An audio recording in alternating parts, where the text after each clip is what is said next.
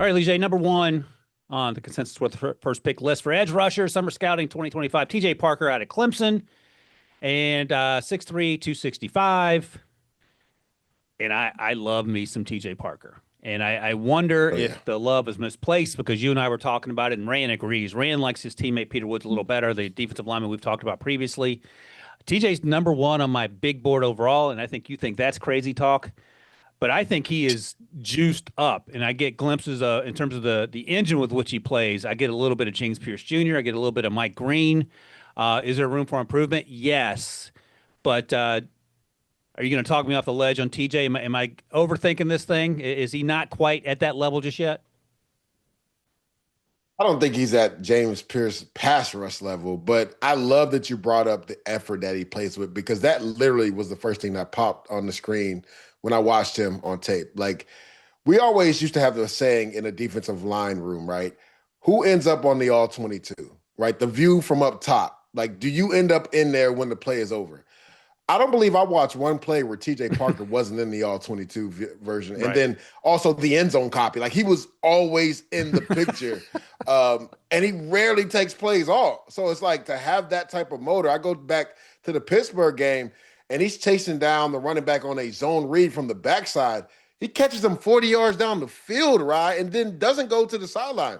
He stays in the game. So he's not a guy that's like, we talked about it, like a lot of these guys aren't twitched up as far as like elite get off, but he plays with power and he has some slipperiness to him when it comes to pass rush. He just knows how to get off of blockers and make plays in the backfield, whether it's on the running back or the quarterback. But the thing that really resonated with me was even though he has all these accolades and he played at a high level, he plays with so much elite effort. And I know that's what coaches will love about this kid because that's the one thing you do not want to have to coach is effort. And with TJ Parker, you never have to coach that. And by the way, to your point about him showing up on the all 22, no matter the angle you're looking at it, set the Clemson record for forced fumbles in a single season last year with 6. And that's all. I mean, a lot of forced fumbles is effort, right? Right place, right time, and making a play on the Mm-hmm. ball. You're not jogging down the field. You're running 40 yards down the field to catch the running back. Had 12 and a half tackles for loss in 2023. That broke the Clemson true freshman record, which was held by Miles Murphy. So there are milestones that you can look at and say, okay, this guy has a chance to be really good. But at the end of the day, if you got the fifth overall pick and you need help along the defensive line, interior, and edge rush, you're leaning towards his teammate Peter Woods? I don't even think it's close, right? And that's no Okay. disrespect to No, TJ that's good. Parker because I think he's going to be probably a top 5, top 10 pick. I just think the athletic ability and physicalness and just built in the labness of Peter Woods is just out of control. I actually just saw a video because I heard he played around 320 last year, which was too heavy. And just to show how athletic he was, they would line him up on the edge. You go to that week 1 game versus Georgia, he was playing like outside linebacker at like 320. That shows you the type of Right. athlete he is. But I just saw a video of him because they weighed in getting ready for fall camp, and he looks cut and lean at like 307. So it's going to be nightmares for offensive lines in the ACC this year, trying to block TJ Parker and Peter Woods. But I would definitely lean towards Peter Woods because I just think the upside of what this kid can do and the freakiness that he plays with when I talk about his athletic ability are out of this world. I think when you look at this defensive line group, it's not as deep as last year, but I think there's Peter Woods and then there's a drop off before the next guy. Where last year there was a lot of guys, obviously Abdul Carter was the number one guy, but then after that, there was a lot of guys that were kind of in the same realm Yeah. underneath them. I don't think guys are in the same realm with Peter Woods right now. We'll see how the season progresses, though. Yeah, and Rand Carthon said on the defensive line summer scouting last week that Peter Woods would be defensive line one in the 2025 draft class that just happened. Like, that's how good he is. I'll Defensive ask you line this. one, I might take him one overall. All right. Honestly, All Ryan, right. I really might take him one overall. Over, over Abdul Carter? No, I'm talking about like this draft class coming up. Oh, Like right. when you Yeah. talk about quarterback positions and everything, like I would probably lean towards taking a guy like Peter Woods over the potential of not knowing what a quarterback is going to be Yeah. like because I'm pretty sure that Peter Woods is going to be a sure. And again, you never want to say surefire because you just never know. But everything I've seen on tape looks like he's going to be a dude in the NFL.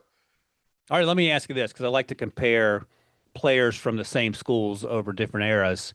Who would you rather have only on college tape if you can confine yourself to that? Peter Woods and Okay. TJ Parker or Miles Murphy and Brian Brzee, also first round picks a few years ago? To me, that's not a fair conversation because Brazil was hurt like his last 2 years, and he was dealing with Yeah, some personal family stuff. So for based off sure. the tape, I'm taking Parker and Peter Woods. Based off the Yeah, because you said we have to lock in knowing only that what we know from the college tape, right? So if it's just based off the college tape, I mean, you just said all the accolades TJ Parker had, and then Peter Woods looks like he was built in the lab. So I'm taking that combination over Brian Brzee, who's actually had a really good NFL career really and good. nobody's talked about it, which is crazy. And Miles Murphy, who is still trying to figure it out with the Cincinnati Bengals. I'm leaning towards TJ Parker and Peter Woods in that conversation. And that's right. It's important to qualify with the stuff that Brian was going through, but Yeah. he has been really good for the Saints, and that first round pick is panned out there. And speaking of Miles Murphy, I similar questions with Keldrick Falk, right? Because Miles was young. Yeah. One of the knocks on Miles was that he was way too serious about school, which is a stupid thing to say. I mean, he was smart and he studied. You can appreciate that, Yeah. but he never put it all together. He had the physical tools. I think Keldrick probably more upside at this point in their Yeah. college journeys than Miles, but Miles had a lot of physical tools as well. So just things to keep in mind as we talk about some of these players here. All right, let's play the game here with TJ. I'll read off the 2025 edge rush class. You tell me when to stop. I mean, you Okay. stopped it ahead of Michael Williams for Keldrick Falk earlier in the show. So For Abdul sure. Carter at 3. You taking TJ Parker or Abdul? Abdul. All right. Well, then Michael Williams. I'm taking What do TJ you? Parker.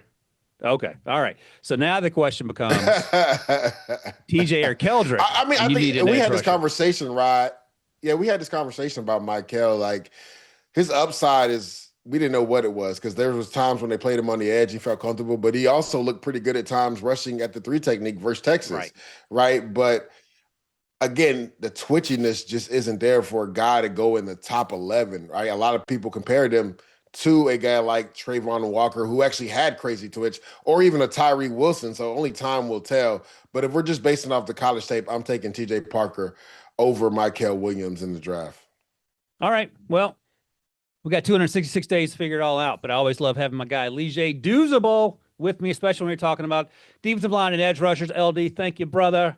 And that's it for Of us here course. with the first pick. Summer scouting continues next week. Rand Carthon will be back. We'll hit some secondary players. In the meantime, check out with the first pick wherever you get your podcast. Scan that QR code, and we will see you in the next one.